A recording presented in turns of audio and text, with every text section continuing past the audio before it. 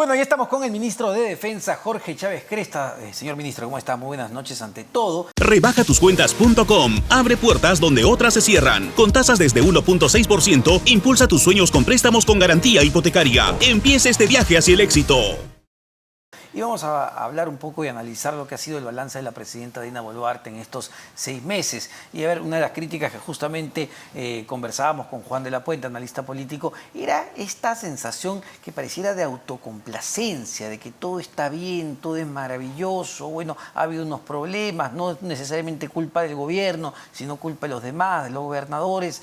Y quizá una de las ausencias más llamativas fue a ver lo que marcó el inicio de este gobierno, es la convulsión social, son los 67 muertos, así sin mencionar incluso los soldados del ejército que murieron ahogados, usted lo recuerda muy bien, justamente en Puno.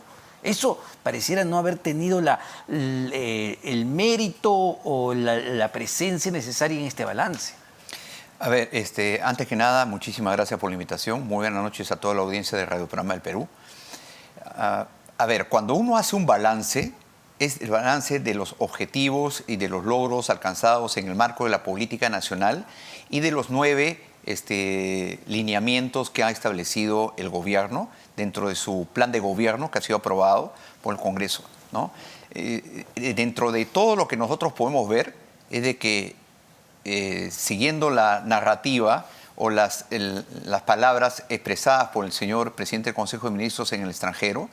Y también hay que ubicarnos en el escenario porque si el señor Premier va acompañado de la canciller en un mecanismo que nos va a garantizar ingresar a la OCDE, no a la OCDE, significa que uno debe de promocionar de un país que está en vías de desarrollo, que se ha logrado el escenario de convulsión que había al principio del año se ha tranquilizado. Eso no quiere decir que estemos cantando triunfalismo, por el contrario, pero hay que ubicarnos en cada uno de los escenarios. Respondiendo a tu pregunta... Sí, claro, pero perdón, dado que usted menciona lo de la OCDE, pero una cosa es lo que vaya a decirle pues, en España con la canciller, pero ahí está, la presidenta está haciendo un balance aquí en Perú para todos los peruanos. Sí. Y cuando hace un balance, tenemos que pues, analizar lo bueno y lo malo. Por supuesto, pero recordemos nosotros que este es el tercer balance, no es el primer balance, ¿no? Hemos hecho como gobierno 3 balances, uno bimensual y este es el tercero después de 180 días.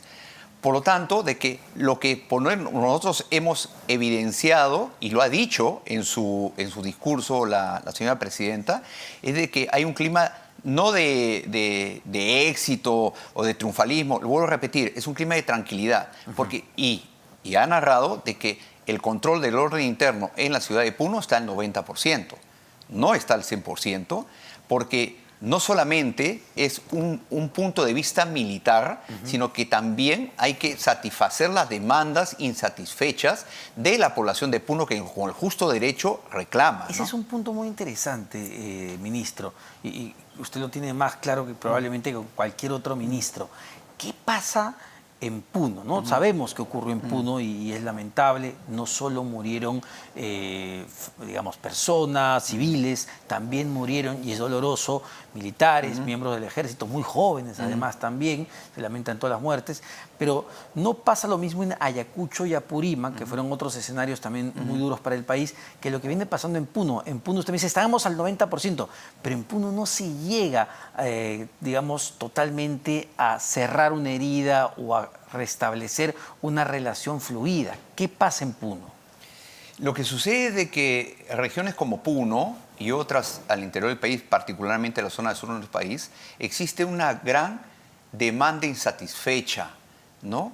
Una gran, yo diría, no solamente indiferencia, sino poca credibilidad de sus autoridades y de los gobiernos que han pasado, que han prometido desde hacer una pequeña obra hasta una gran obra, que ya sea por corrupción, por inacción, por ineficiencia, no se ha llevado a cabo. Entonces, hay que reconocer también que esa zona no ha sido satisfecha en sus demandas de saneamiento, de limpieza del lago Titicaca, en su infraestructura, para turismo, infraestructura vial. Hay varios aspectos de saneamiento de que tienen que ser atendidos. Entonces, todo es proceso y etapas. Si bien es cierto, nosotros hemos avanzado en este devenir en el misionamiento del control del orden interno, ya se están dando las condiciones, porque esto no es solamente un aspecto militar, sino de hablar con las autoridades políticas de la zona, satisfacer sus necesidades que tienen también, y ahí tiene que intervenir el gobierno, como también lo ha anunciado la señora presidenta, ¿no? Y todos los sectores tienen que ingresar para proponer el desarrollo. Puno, por Dios santo, tiene cerca del 46% de pobreza extrema. Sí, claro. Es Entonces, tremendo. por eso sucede ese tipo, la falta de credibilidad en sus autoridades, falta de credibilidad en la acción propia del gobierno. Entonces, después de 180 días, ya la zona está tranquila, eso sí podemos decir nosotros. Ese punto quería ir, ¿no? Porque se había anunciado incluso hace algunas semanas una nueva protesta social, una nueva toma de Lima. Y la pregunta, además, ustedes deben tener inteligencia militar y también en la policía.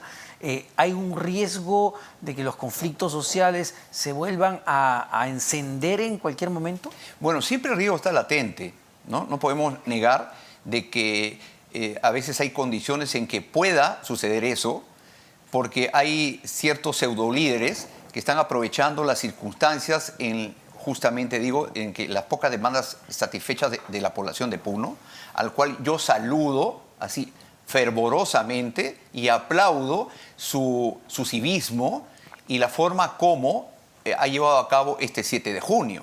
¿No? No solamente este 7 de junio, sino todo el desarrollo en estos 180 días, llamemos así, ¿no? De que se están llevando todo este tipo en medio de la crisis política. ¿Y por qué la saludo? Porque inicialmente empezamos con una región que los 7 días de la semana era paralizada. Después pasaron a 5, después pasaron a 2, después pasaron a 1 y después pasaron 1 por mes. Y esos paros que han habido, ¿no?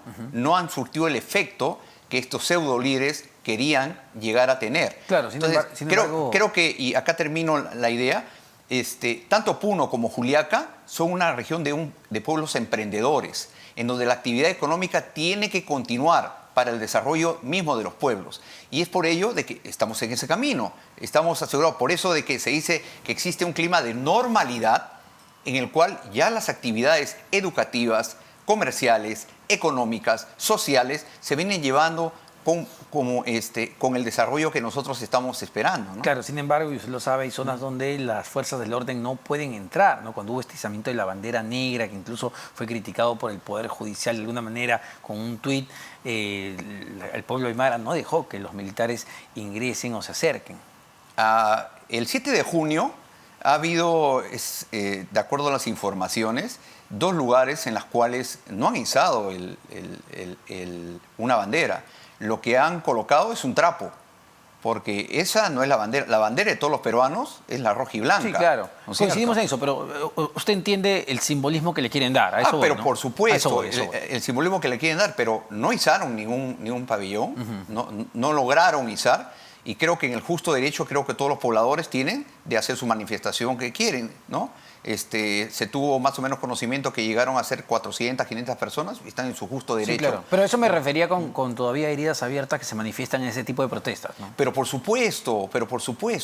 Pero volviendo al tema inicial, creo que el Ministerio Público tiene que llegar al término de esas investigaciones para poder cerrar justamente esas heridas. ¿Y ¿no? ahí cuánto están colaborando ya los miembros de las propias instituciones? En este caso de las Fuerzas Armadas. Leí una información que, por ejemplo, el comandante general del Ejército, Latorre, no había ido a declarar o a la citación que la Fiscalía le había hecho sobre estos temas. El jefe del Comando Conjunto va a ir a hacer su declaración, pero compréndame de que yo no me puedo pronunciar sobre un proceso llevado a cabo cuando una persona tiene que determinar los momentos y las acciones que tienen que hacerlo. Pero tengan la plena seguridad, así como la señora Presidenta de la República se ha presentado, así como se ha presentado el señor Presidente del Consejo de Ministros, lo va a hacer no solamente el jefe del Comando Conjunto, sino también el Comandante General cuando así sea citado. Una de las justificaciones que dio el fiscal Marco Guamán, si no me equivoco, cuando dijo por qué esto se había retrasado tanto, el cronograma de citaciones para saber qué pasó, qué ocurrió, empezó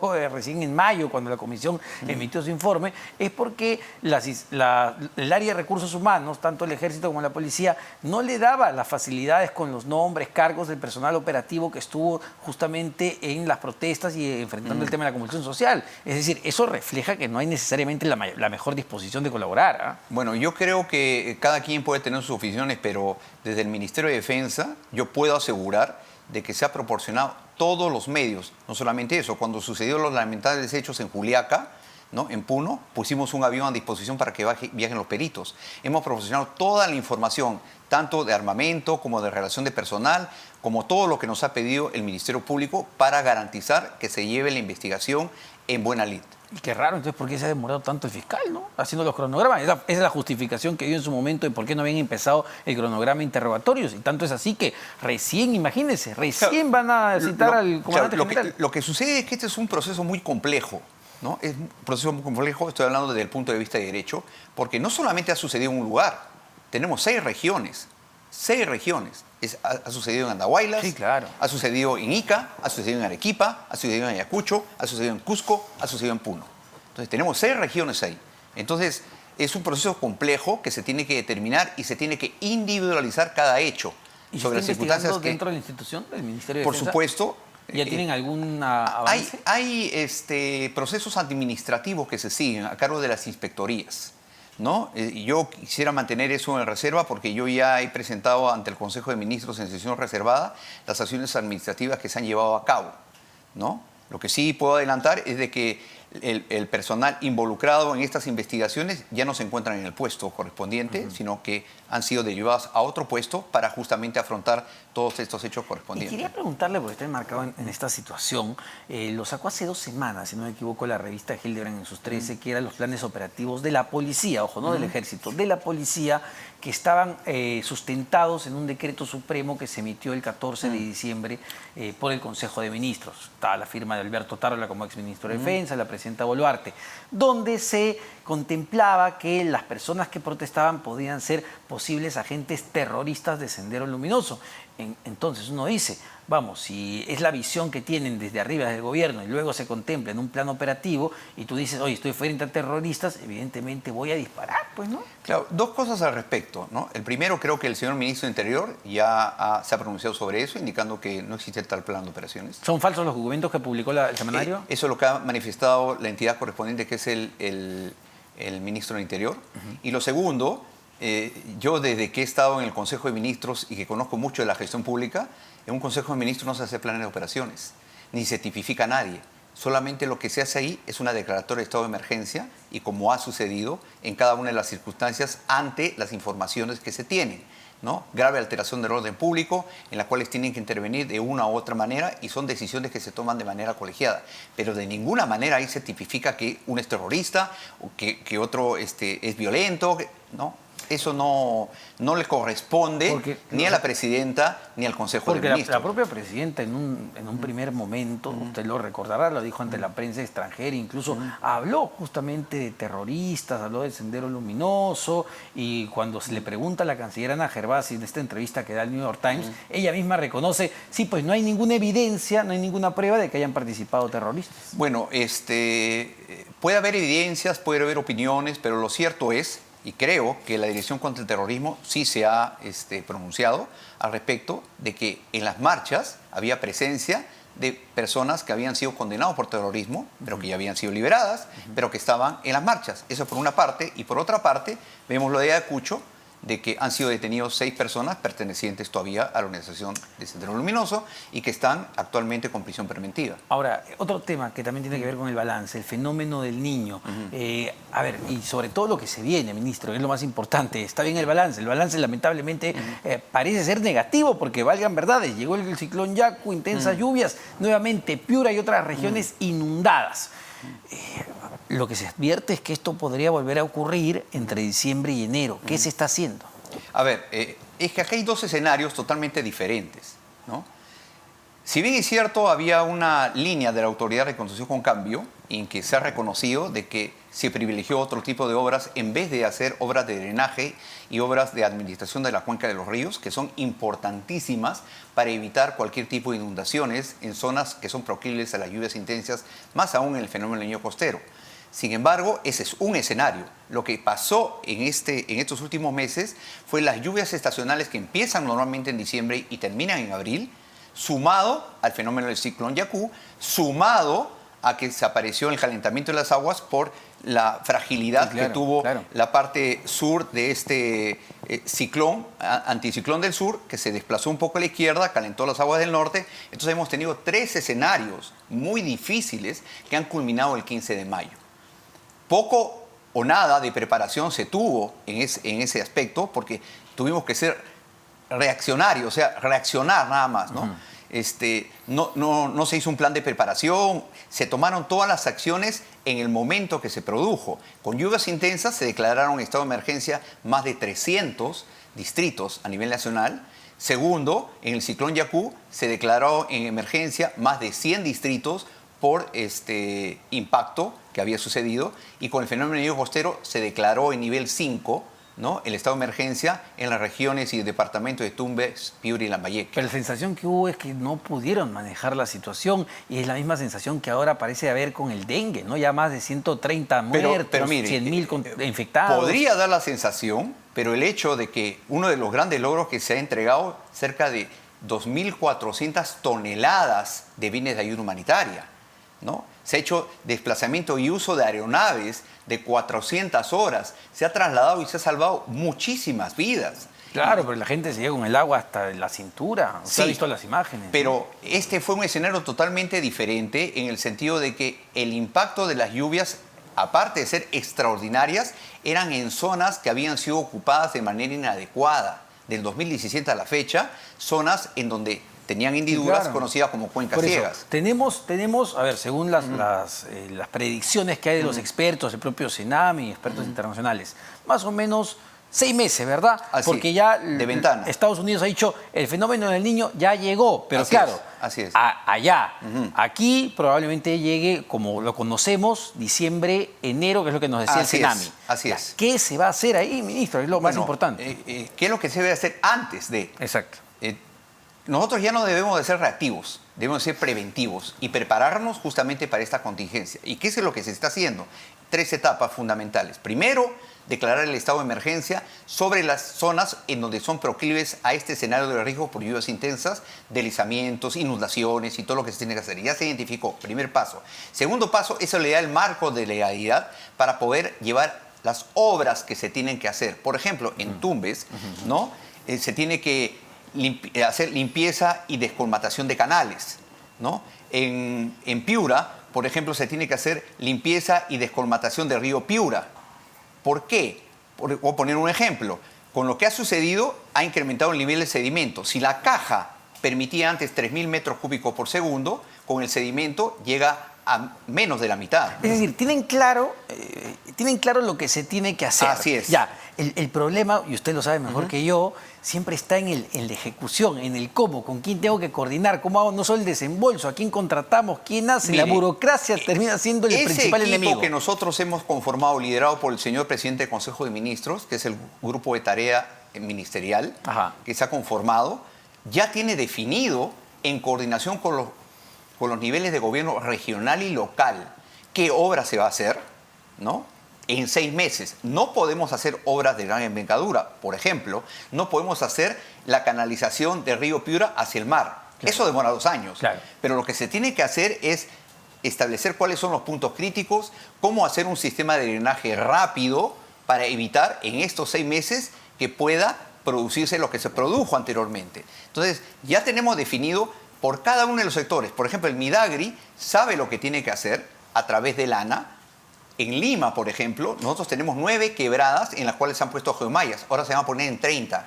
Y no solamente eso, se va a permitir la canalización de las aguas que desemboquen en el río. Eso es por una parte. Tenemos que hacer limpieza y descolmatación de las cuencas. Por ejemplo, en La Libertad, ¿qué es lo que tenemos que hacer? La quebrada de San Carlos, de San Ildefonso, terminar las partes disipadoras para que no afecte a la población.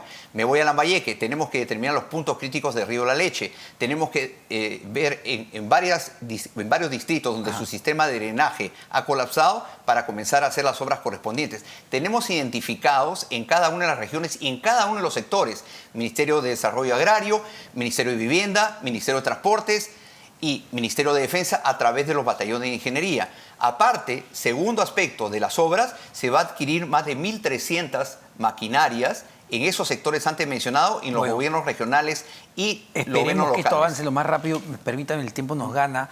Algunas impresiones, y me parece que su opinión sería muy interesante respecto a lo que ya se está discutiendo incluso en el debate público, dado lo que tenemos de inseguridad ciudadana en el país. Un proyecto que ha presentado el congresista Jorge Montoya de Renovación Popular, que lo que permitiría es que la policía puedan abatir, dar muerte a delincuentes que se encuentren en flagrancia y que además visiblemente tengan un arma, sea esta un arma de fuego o sea esta un arma blanca, incluso es lo que dice el proyecto de ley. ¿Cuál es su digamos, opinión respecto a una iniciativa de este tipo en el contexto en que la gente pues, sí, está muy preocupada por la inseguridad y la criminalidad? Mire, yo respeto mucho las posiciones de los señores congresistas, pero hay algunas que yo no las comparto, particularmente cuando estas pueden generar violencia. Ajá. ¿No? En el sentido siguiente, si bien es cierto, debe de darse igualdad de condiciones, debe de darse las suficientes normas para proteger a nuestra policía y que pueda actuar en el marco de la ley, pero no debemos ser eminentemente reactivos mediante el uso de las armas o de la violencia, porque también tenemos que llevar a cabo acciones preventivas. ¿Cómo erradicamos la violencia? ¿Cómo disminuimos la presencia de las personas que cometen delitos, ya sean jóvenes o ya sean personas migrantes extranjeros? Yo creo que por ahí deberíamos nosotros atacar, pero sí dar la protección correspondiente a nuestra policía para que pueda actuar de manera inmediata con respecto a ello. Porque se genera mucho dolor, ministro. Usted también debe haber visto las imágenes impactantes en Satipo, donde este policía de tránsito se acerca a una persona que es requisitoriada y viene otro, su compinche, su cómplice, y lo mata y le vuelve a dar, creo que 3 disparos. El policía muere en plena calle siendo llevado al hospital. Y claro, uno ahí se dice, no, estos delincuentes. Y también, claro, fue la mejor manera la intervención que hizo el policía de tránsito, alguien requisitoriado, pero la violencia está a ese nivel. Están matando a policías en las calles. Claro, pero lo que se debe hacer ahí es endurecer las penas, obviamente, y hacer el firme cumplimiento de las penas. Porque si un ciudadano sabe de que si uno ataca a un policía de una u otra manera y se va adentro, ¿no?, con una prisión no solamente preventiva, sino de cadena perpetua, yo creo que la incidencia podría bajar. Pero si vamos a nosotros generar violencia tras violencia, yo creo que desde mi punto de vista no sería lo más conveniente. Otro proyecto que me gustaría saber su opinión, que además ha tenido mucha crítica y cuestionamiento, que tiene que ver con un proyecto que busca que el Poder Ejecutivo, que la presidenta Dina Boluarte denuncie la convención que tiene que ver con la Corte Interamericana de Derechos Humanos, justamente para salirnos del sistema interamericano de derecho. ¿Esto es constitucional? ¿Cuál es su percepción ahí? A ver, yo vuelvo al punto inicial, ¿no? Yo respeto mucho las posiciones de los señores congresistas y creo que ellos deben de definir las propuestas que hacen en el Congreso de la República. Sin embargo, no comparto ello, porque nosotros en el marco del derecho y de la política internacional que tiene nuestro país, que la lidera la señora presidenta, conjuntamente con la canciller de la República, creo que es la de respetar los acuerdos y los tratados internacionales. Vuelvo a repetir, ¿no? Cada quien tiene su posición, cada quien tiene que hacerlo, pero, sin embargo, yo considero de que debemos nosotros respetar los acuerdos y las normas internacionales porque estamos inmersos en esos acuerdos, llamemos así, con todos los demás países, y creo que pueden existir otros mecanismos para poder ayudar a disminuir lo que es la inseguridad ciudadana. Muchísimas gracias, señor ministro. El ministro de Defensa, Jorge Chávez Cresta, sobre diversos temas, no solo el balance, sino lo que se viene discutiendo.